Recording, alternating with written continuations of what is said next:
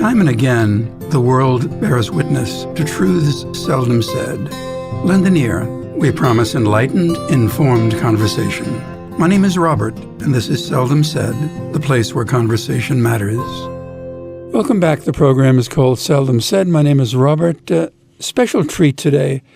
Our guest is Mr. Ernest Stuart, one of the finest trombonists askance out there, especially in regard to the jazz idiom. Ernest is also the founder of the Center City Jazz Festival in Philadelphia, so a man of many hats, and each hat is worn with a certain gravitas. Welcome to Seldom Said, Ernest. Hey, thanks for having me. I wonder if we can start with a little bit of personal background, who you are, where you've been, and what's brought you to this time and place. Yes, we're starting off light, huh?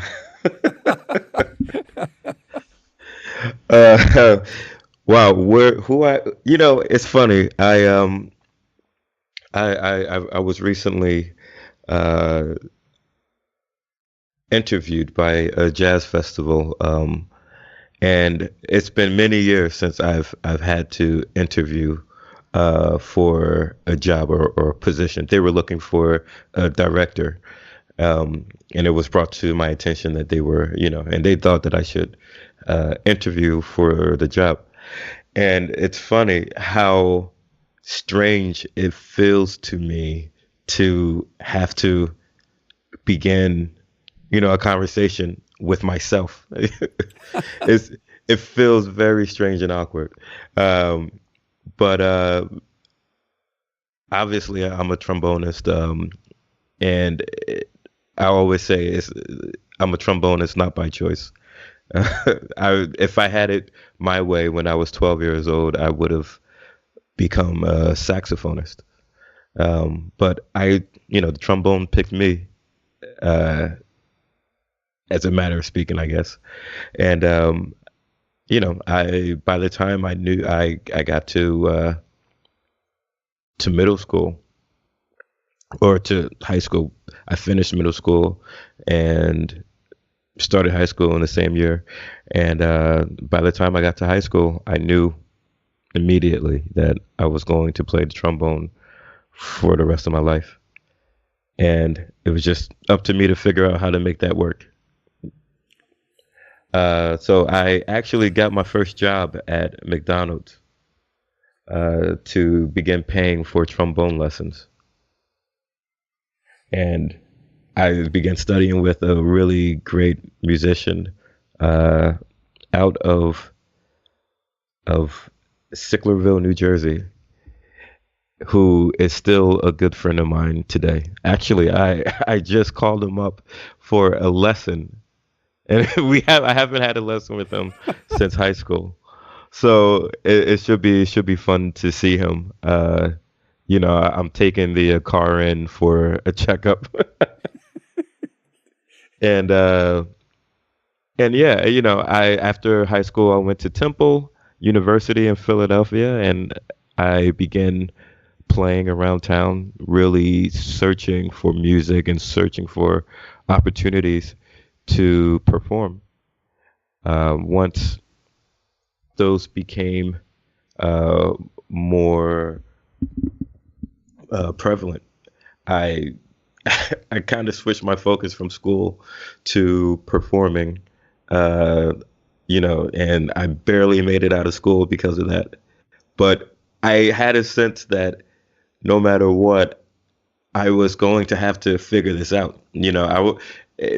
If I got straight A's or straight C's, after this experience, after this time period was over, I would need to have, a path forward in music. So I devoted most of my time while at Temple to performing outside of school and really, trying to chart a path for myself. Ernest? And yep. Oh, please continue. Yeah, no, and eventually it led me to New York, and in New York I met a great percussionist and drummer named Sonny Jane, and Sonny Jane happened to be the leader of a band called Red Barat, And after a year after I met him, he called me and asked me to do a show with him. And after that show, he asked me to come on tour with him. And I pretty much toured with Red Barack for about 6 or 7 years after that. You've mentioned going to college and having the college experience, morning till night, just thinking about music. Do you feel, given your own sensitivities, that education per se needs to be more improvisational, as your idiom is?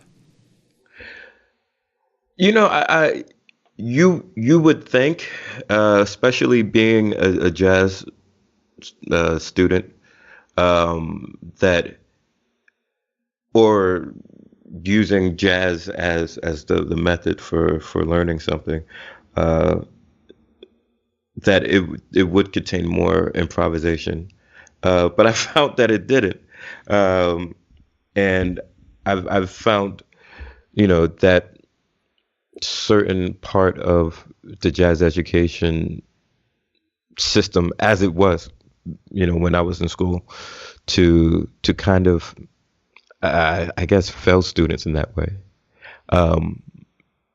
and its lack of improvisation and diversity of thoughts and things like that. It was much more rigid, I'd imagine, than it is now.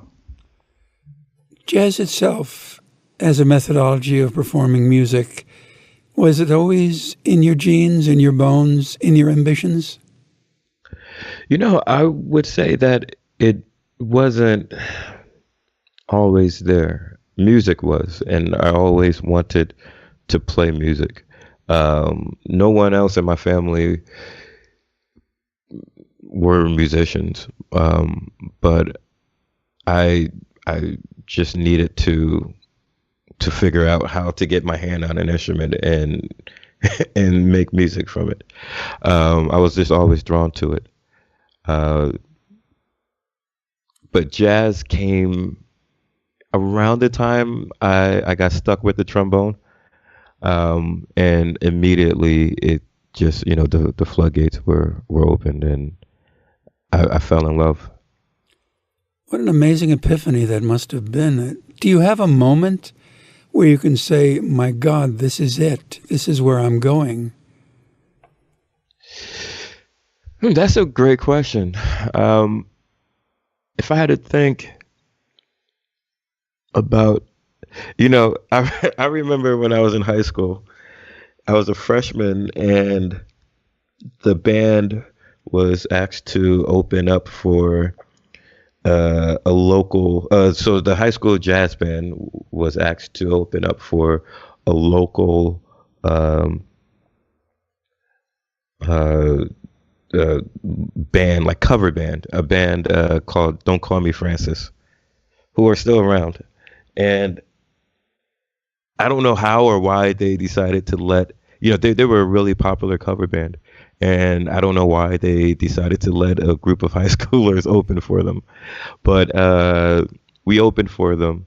And at the end of our set, I vividly remember a man kind of racing over to us and directing attention to me and really telling me and encouraging me to keep going and to keep pushing. And I think back on that moment as being a moment that was just like, wow, like music really has an effect on people, and if I can get better at this, then maybe, I can connect with more people.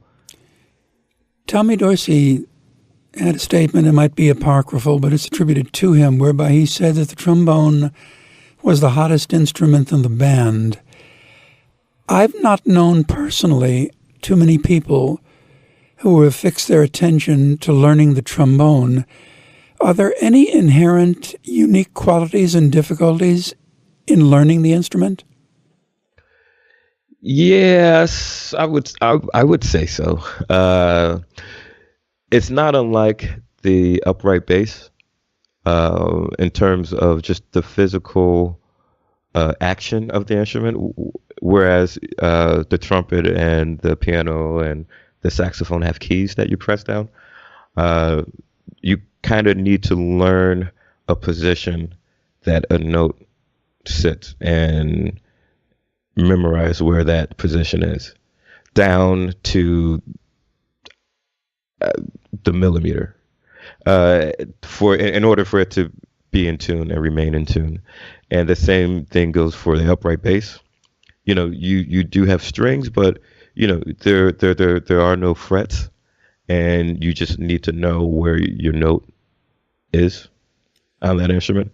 I think that creates the opportunity for a really interesting and wonderful sound.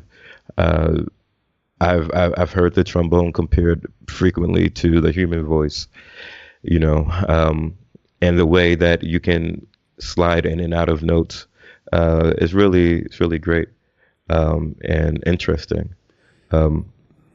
But again, that makes it more difficult because you're depending on, your arm for getting from one note to another, and you're depending on your tongue for all of the articulations. So it makes it much more difficult to play quickly than it would, be if you played saxophone or piano. But you learn your way around the horn, and that becomes easier, and you figure it out. The story of Thomas Jefferson learning the violin, even though he was tone deaf, trying to learn it mathematically. Does one need near perfect pitch to properly play trombone? No, you just need proper training.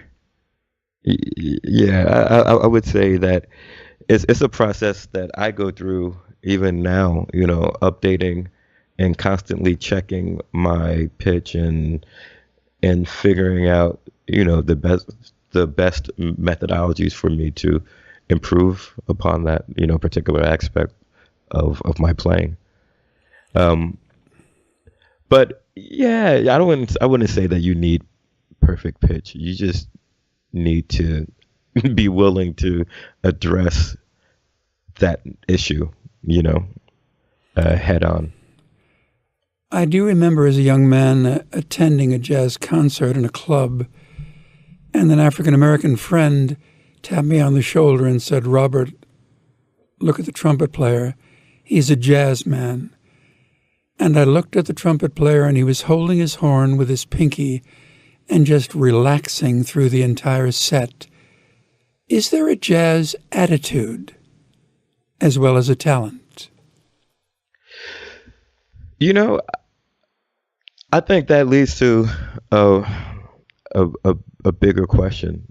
What is jazz? And for some, it is satisfactory to pin it down to a particular musical genre. But I never found satisfaction in that. I always thought that jazz was bigger than that, and I can say that, from all of my experiences in music, jazz is an approach, not so much a musical genre as it is an approach to music, and in a broader sense, an approach to life. So seeing it from that lens, I would say that jazz sure can be an attitude. And by attitude, I'm sure you mean approach. An approach, people breathe in, breathe out. There's something about the relaxation to being able to totally commit yourself to improvisation. Sure. And let things happen. I am glad you brought up the question of the definition, because I did want to deal with that later in the interview. But it is one of the cores of our conversation, hopefully. If I were to deal with it and try to explain it to a listener without the pretense of in some way trying to perform it, is there a way to explain what the idiom is? It strikes me as freedom. improvisation strikes me in that fashion. Can I teach the idiom from a book? Can I have it in a classroom? Can I be a student of it before I hear it? Yeah, that's one of the inherent things about learning music is you need music in order for you to learn music. And reading it out of a book, say you were in a cave somewhere and you never heard music in your life and you found somehow a book about jazz and you for some reason knew how to read, then, could you learn jazz from reading that book? And the answer, of course, is no. I would even venture to say that you would have a much better chance of knowing and learning jazz from no book at all and just records, or constantly hearing it performed live.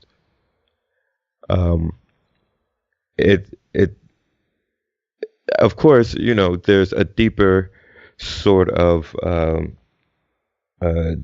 dive that you can do into the genre, and learning the history and learning, there's nothing wrong with attempting to retain historical information or an approach. Even if I wanted to write a method book for jazz trombone, there's nothing wrong with that. But in terms of learning how to improvise and understanding the context that improvisation has within a band, I would say that no, learning it solely from a book probably wouldn't do you any justice, but learning it from records and the radio and CDs and just hearing the music is definitely the way to go about it.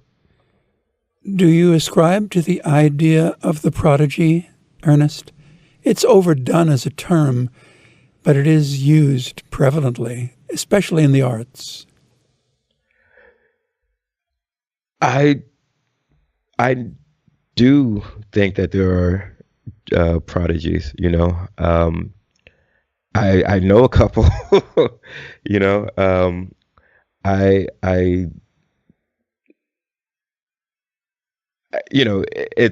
stands to reason that these people could have applied their talent, whatever it is that makes them, able to retain the information and regurgitate it through, this particular format. They could take this skill and apply it to different, fields.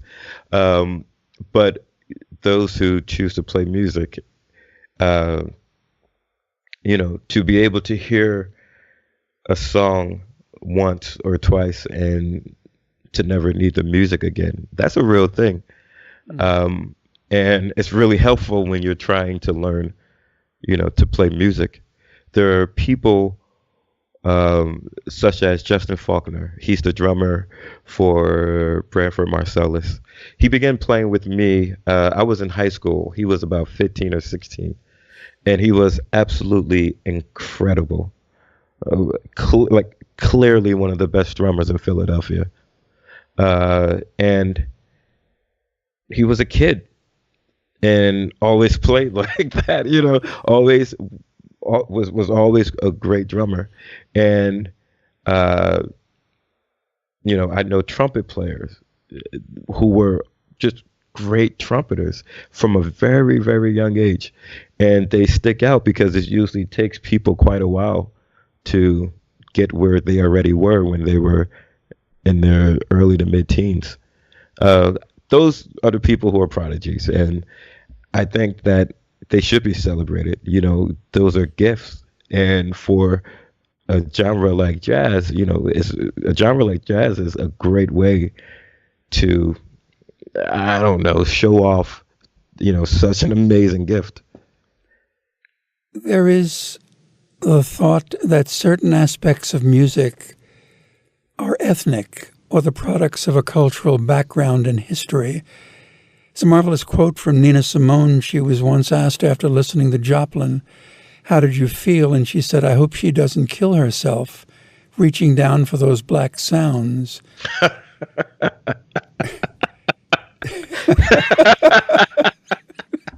I've never heard that quote before. It's a marvelous quote. Nina Simone was something else, man. Oh, my God. Do you buy into this concept of music essentially being the product of a culture and therefore most pure when it's performed by someone experiential in the culture?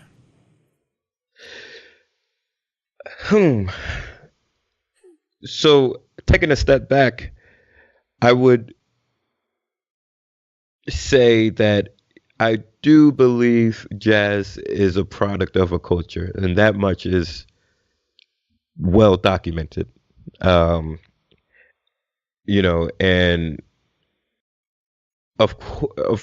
at the very beginning, we can look at jazz being the product of Black culture in America.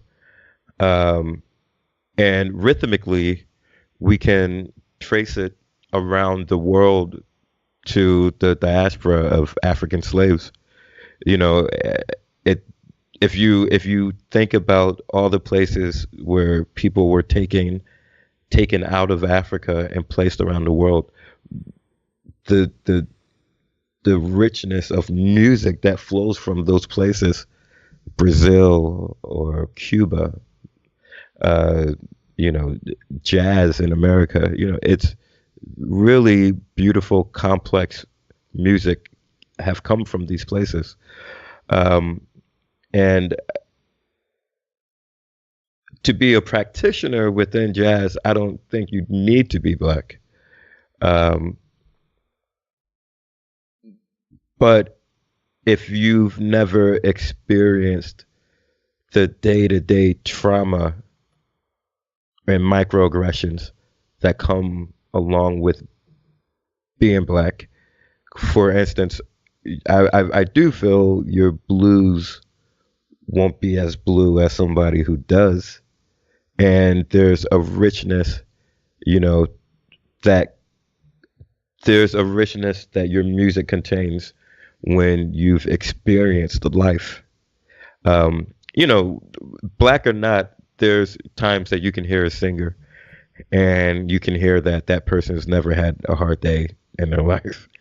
And then you can hear a singer who, white or Black, has gone through a whole lot.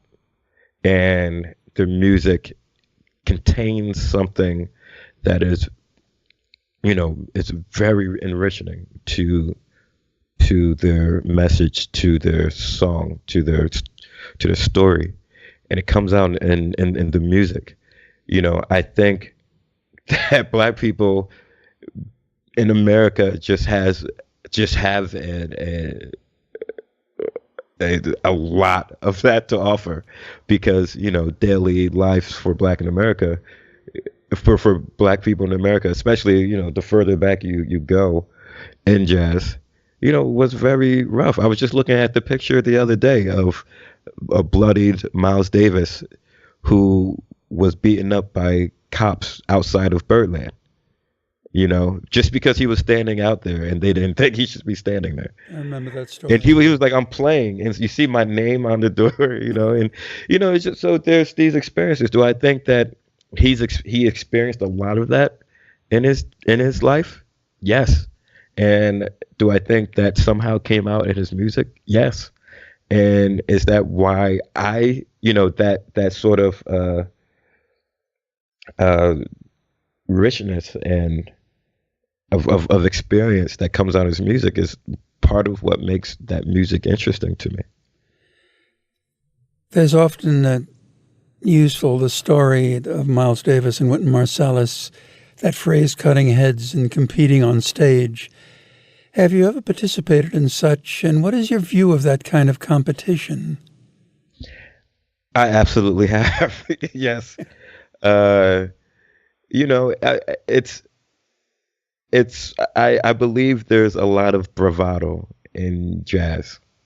And if anything, that's just an extension of that bravado that these musicians carried around, that I carried around when I was younger, where you wanted to be the king of the hill, and whether it was the hill of the entire section or scene that you were involved in, or on your particular instrument, or the jam session that night, you want to go and you want to play well, and playing well and being considered the best at what you did meant you got hired to do more things. And it was attached to some true economic realities. Dealing with the music source itself, have you ever had an evening, Ernest, where it was just so good, so perfect, that you were concerned about the next night as to whether you could find that spot again? Yes, of course. Yeah, there are times where the bands, it's tough these days because you don't get an opportunity often to play and tour with a band. And the more the rhythm section changes, the more variables there are at play. But there are those moments where everything is locking in and everyone is in each other's heads, and it feels amazing, but you kind of have to start over the next day with a clean slate. There is a jazz pianist named Kenny Warner who wrote a book called Effortless Mastery, and he discusses that in the book, where it's about letting go and having no expectations. The more you think about last night and how great I sounded last night, the more opportunity you have to fail and fall flat on your face tonight, because you make one mistake and then all of a sudden you're like, wait, but that's last night was, oh God. And then you get into this headspace that can take quite a while to get out of, or quite a lot of liquor to get out of. So you need your horn and a straw. Exactly. You know what, man? There's, I've always believed that there's a fine line of like having just enough to drink before a show and just not enough, or just doing too much, or, just like maybe one would just help you get out of your own head and, be in a moment and really appreciate what's happening around you. Given everything we're talking about at this moment, do you feel then, Ernest, you could really ever teach creativity? I think you can teach ways to prepare your body to express creativity. I don't think you can teach creativity. I think you can teach things that look like creativity, but I don't think that you can teach like a sort of honest creativity. For instance, I went to a comedy show, and the MC for the evening ran a comedy school, and that concept of running a comedy school and teaching someone comedy is interesting. And I'd imagine that they teach you how to construct a joke and how to deliver that joke. And let's say you learn how to do that. Does that make you a funny person? Like, I don't know that that actually makes you a funny person as much as, you learn how to tell a joke, or you learn to tell a series of jokes. I don't know if you would then be able to, become a comedian and make lots of money off of it. Maybe you can, I don't know. But creativity, I believe, is similar. I can teach you how to see something and draw exactly what you see perfectly. But that does that make you a creative person? I don't know. It makes you skillful, and I think there's a difference between being skillful and being creative. Creative takes something that is not there and places it there, sees, takes a bunch of materials that we have around us, whether they're notes or anything, and words, or, and rearranges them in a way that they haven't been arranged. That's creativity, Is there a danger then, Ernest, in waiting for it? Let it happen, let it be. One can wait just so long. Have you waited for a moment on stage? I don't know. No. Sometimes you can wait for a moment, but waiting for inspiration to strike, I don't think that's any way to live. I think that there's people who have there's people who have made great careers off of, an artistic endeavor that depended, strongly on inspiration. And there are certain people, such as Maya Angelou. She had a room in a hotel that she would go to every single day from the same time, maybe even eating the same sandwich, or at the same time of every day. And that was her routine. She was an extremely creative person, but she was very regimented in her practice.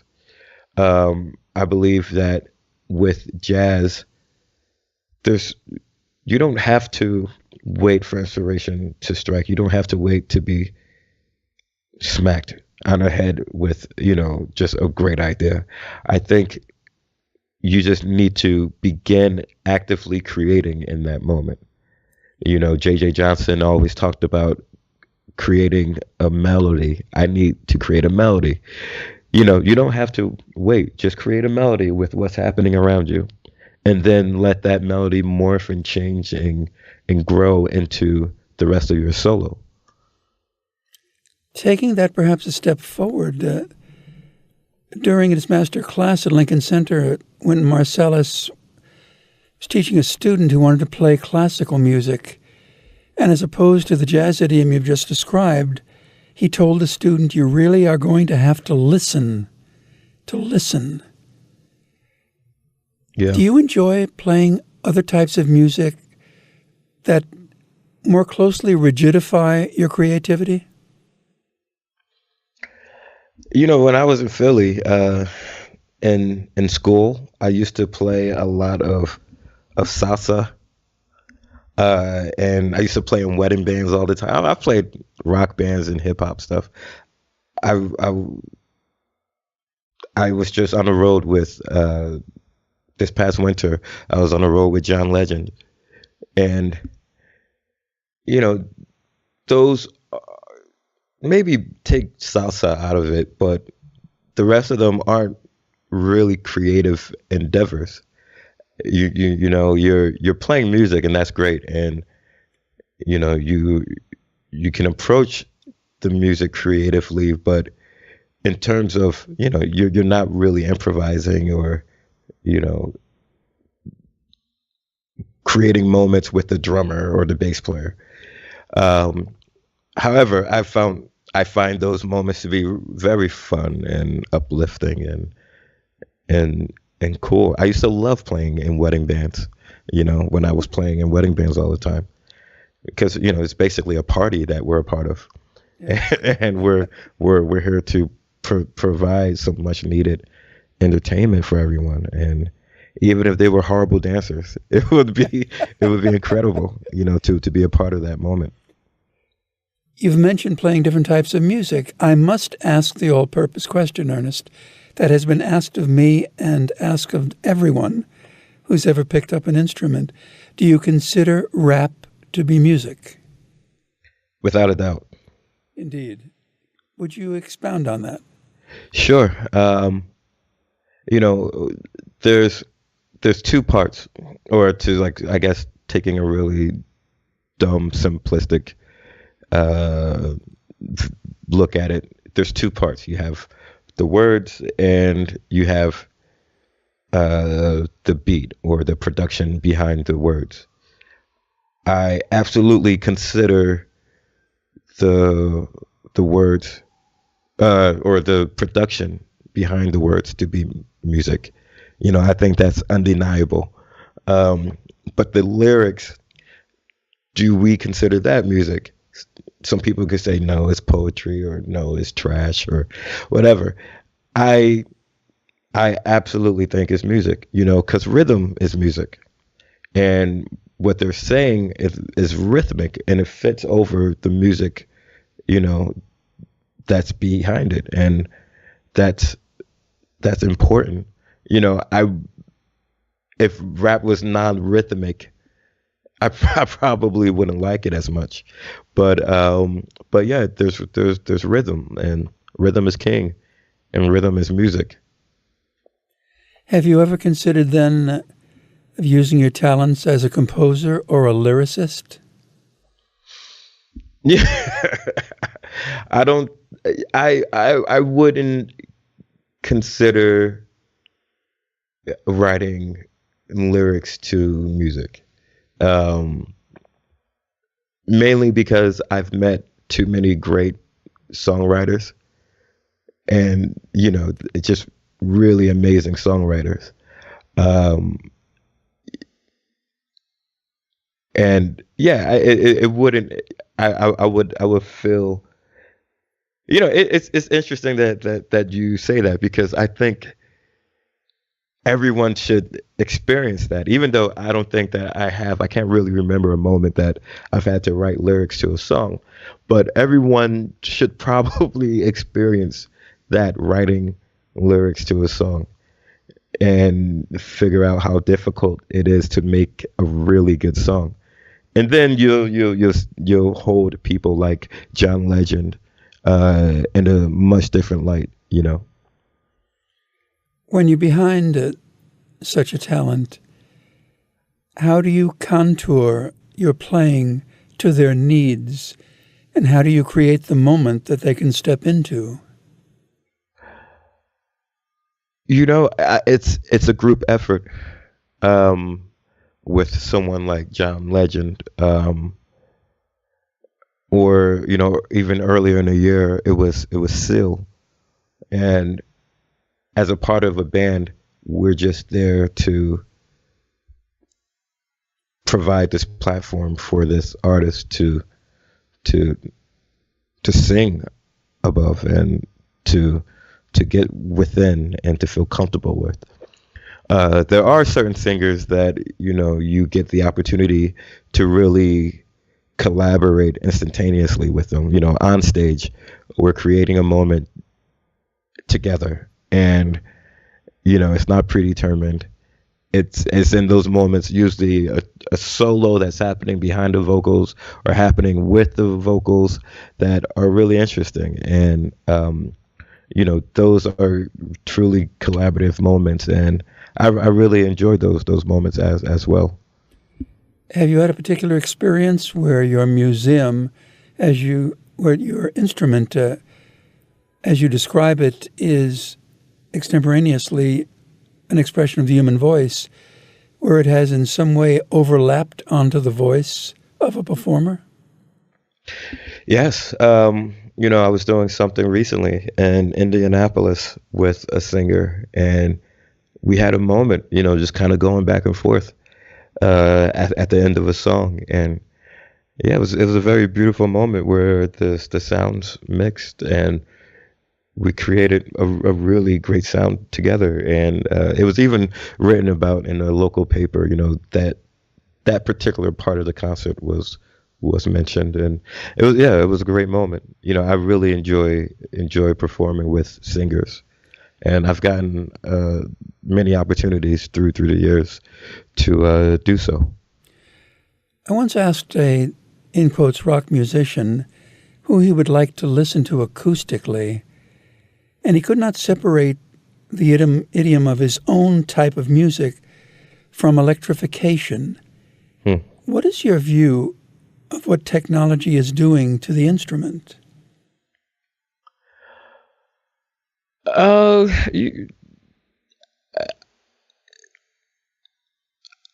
think it's all great. I don't believe things are sacred, especially when it comes to art and music. You should be free to explore your creativity. If you're not getting, it would be weird, I believe, or weird is kind of dismissive. Maybe it would be a challenging concept for me to get behind, to say we should be, encouraging creativity, but you're limited creatively to what we have right here, right now. And to the confines of, what Dizzy Gillespie had to work with. And that's all you get to work with. If artists are hearing things or dreaming up ideas for ways to express themselves and need, to extend what's capable right now, or to reach beyond what's capable right now, to create instruments that we've never heard of, I think that's great. That's only, if creativity is the only thing maybe that's sacred, then we should be supporting that. And if part of supporting creativity is allowing for that search for sounds and ideas to reach beyond what is capable right now with instruments and instrumentation, then go for it. Curious then, and I guess I'm dating myself, I do remember the instance where Jimi Hendrix played the Star-Spangled Banner at Woodstock. Sure. And later hearing it, wondering whether that was musicianship, technicality, the art of a person who was a master of the technique of producing an electric sound, or simply someone who was insanely creative. Is there a danger in giving in to the technique? No, I think it was all of those things. It was all of those things that you mentioned combining at once. And to me, that is creativity. Taking everything that's around you, taking everything and combining it in a way that, he was doing things with that medium that people just never thought of, never really did. It is just really, really amazing. I have a lot of respect for Jimi Hendrix. As do I.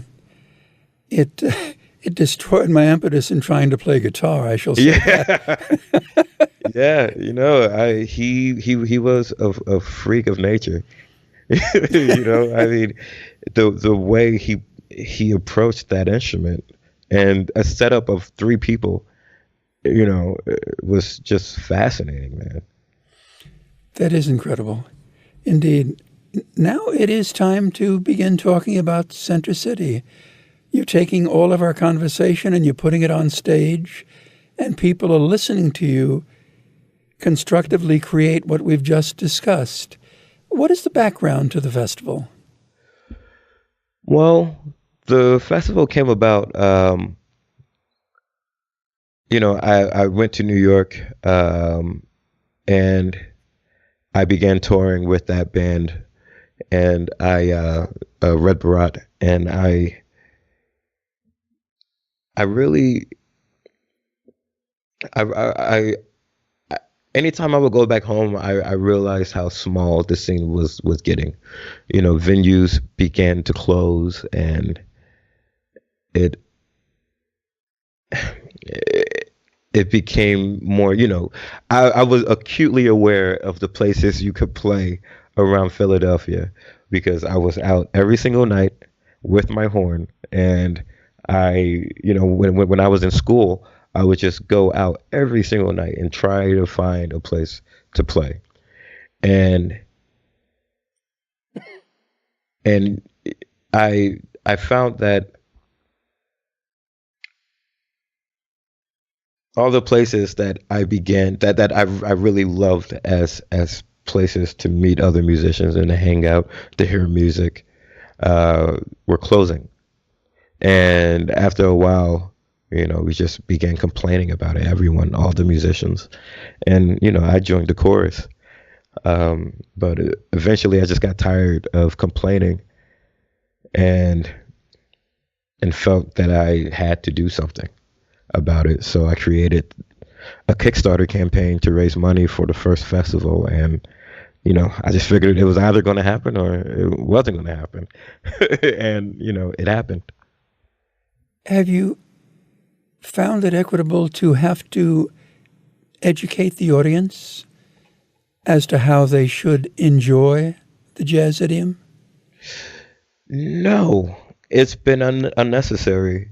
It's very strange. That's interesting. Actually, it's funny that you should bring that up, because at the festival, the festival is filled with people that I don't know who these people are. I don't normally see them around the scene, but they come and they're very serious about this music. Even the really challenging artists that we present, that a novice might not really, that I wouldn't imagine a novice would find palatable. They're very serious. Those artists from that band will come off the stage and walk over to me and say, "Man, we just sold more CDs here than, like the last 3 months or the last 6 months." People are very serious at the jazz festival, and they really love the music. And to be honest with you, I don't know why, because I don't see them any other part of the year. And they come out to this event and they're very serious about music, but I have to figure out a way to get them from the event into the other parts of the scene, throughout the year. Because it's really, it would be amazing to have these people, regularly attend shows around Philadelphia. Would you like to create a Grateful Dead kind of syndrome where people just come in and they record on their own and they listen? It's chaotic, but incredibly informative at the same time. Sure. It's, I mean, I don't want to say that it feels like that already, but I would say that, people have been very, people have been great. And there's a lot of people that come out. I would say the majority of the people who come out every year have been there the previous year or throughout all the previous years. They're very supportive of this, and they love it. It's almost like I wish I can open their minds up a bit further just to sort of begin attending shows regularly throughout the year. You have people in the past, the name Bessie Smith always strikes my mind, who are incredibly effective performing, but terrible business people. Would you advise a person in the listening audience who wants to pursue music, especially this type of music, to understand the business aspect? Did you know Bessie Smith was a Philadelphian? Yes. Incredible. Yes. That's there's so many people like that in Philadelphia that you're just like, oh my God, Billie Holiday? I had no idea. But yeah, I hope that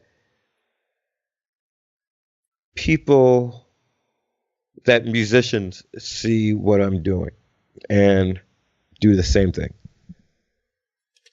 I think they should recognize that I'm only a trombone player, and there's no difference between me or them. If you have an idea, or if you're thinking of a way of presenting music that is a bit different or that's not happening right now in Philadelphia, go for it and try to make it happen. There's no harm in the attempt. And I've always opened up my quote doors for conversations with musicians who want to talk about something that they're working on, and they want advice or something. They should go for it and learn the lessons that I've learned through putting on 8 of these things.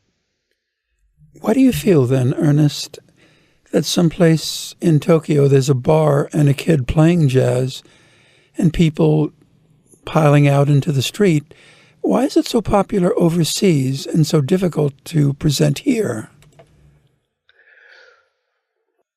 I think that's a part of a broader trend where if it's there's so many ways I feel like I can explore this topic. There's this cultural thing where things just move quickly in America, and I think part of that is because America is so young. And these other cultures abroad are much older. And so where we might have a moment where we're really into jazz, like we did in American history, these cultures picked up jazz and kept the support of jazz up through the years and the decades. I would also, be tempted to look at the fact that, jazz was created here, and a lot of American exports have been extremely popular abroad, even well past the dates that they were popular here in America. And I think the audiences abroad are really good at dealing with art forms across the board. The appreciation for it might be more broad or structured differently in their society than it is here. We're struggling to keep music in schools here. Indeed. But the appreciation abroad, it just doesn't seem like, I've never heard the same conversations about music abroad that I've heard here in America, and the appreciation of art and culture, and in the many ways that art is displayed. It does seem that it's much more difficult to present performing arts here. But what I've noticed here in America, or specifically in Philadelphia, that I couldn't approach I couldn't approach it the way that it's been approached before. And I just changed it a little bit and made it what I thought Philadelphians would appreciate. And it turned out to work. It was a good guess and a good thought, and I guess a good execution of that thought. But it leads me to believe that maybe the art isn't the issue, but the presentation of the art in America could be the issue, and the way that we talk about it, and the way that, we expect people who've never played music in their life in America to be thrusted into an environment where they can't talk, they can't, move around, they can't have a visceral relationship with the art. It has to be intellectual. And I think we lose a lot of people that way. You say that this is a topic that you can approach in so many ways. I've often felt a good interview and a conversation was not a classical piece. It was more or less a fugue, a bit of a riff. Sure. It's your palette and your brush, so take it wherever you'd like it to go. Frankly, Sure. I'd love to do it again because there is something about the idiom and something about your presentation of it that makes for a fine conversation. Is there a sharing of the details of your festival you would like to verbalize to the listening audience so those who wish to come can? Yeah, it's funny. There were a couple last year that came down from New York that I met, and they introduced themselves to me at one of the venues, and they had no idea what to expect. They just decided to jump on, the train and come down, and they had drinks in their hands, and they were clearly drinking previously to me meeting them, but they were really fun and really appreciated it. And I don't know that they were even jazz fans per se, or whatever that is, but they really appreciated the festival, and they really appreciated the atmosphere. As serious as people are during the shows and the performances, I never told them to do that. I never required that of them. It's something that just happened naturally when there was engagement. The audience was just really engaged with what is happening, or what was happening on stage. But there are times where people, the environment that these shows are presented in aren't the typical performing arts centers. They're very, some of them are clubs, some of them are just bars that present music regularly throughout the year. And they're very casual listening environments. You can wear what you want, you can look the way you want to look. You can, there's nothing that you have to bring to the table. You just need to show up. And people have reacted very well to the lack of expectation on them. And it's a very easy thing, and you get one wristband and you can go around to all the 5 venues to see any show you want, as long as there's room in the venue. And that's another way that is easy for them. They can decide whether or not they like something, or if they would rather just explore one of the other 4 venues. Ernest, if I may, one of the difficulties of having an interview program for anyone is the fact that the clock on the wall often determines where we'll begin and where we'll end. Yeah, sure. This has been marvelous, and as I say, the door is open if you want to turn the knob and walk in one more time. But I would love to, yes. It's my pleasure. Last minute, can you just share dates, times, places, anything that will get people off the couch and into their cars and on their way east? Sure. So I would say that the Center City Jazz Festival is set up along what I consider the Sansom Street corridor. And there's 5 venues: Chris's Jazz Cafe, Time Restaurant, Frankie Bradley's, Maison, and Fergie's. And you get one wristband, and you could go around to all of the venues to see any of the 20 bands that are performing throughout the day. It's lots of fun. It's something that, I enjoy attending, as well as presenting. And given that it sells out every year, I'd imagine that a lot of the people are also enjoying it. This has been a rather enjoyable experience. The program's called Seldom Said. The artist, and I say artist with a capital A, is Ernest Stuart. I thank you, Ernest, for the participation.